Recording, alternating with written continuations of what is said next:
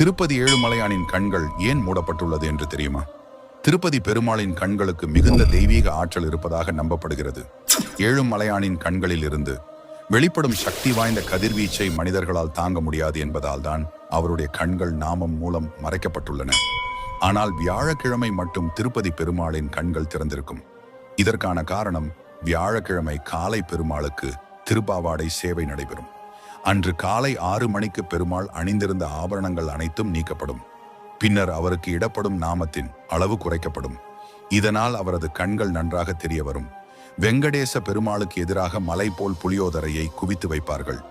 இந்த புளியோதரையை நேராக கருவறையில் உள்ள பெருமாளுக்கு நிவேதனமாக படைப்பார்கள்.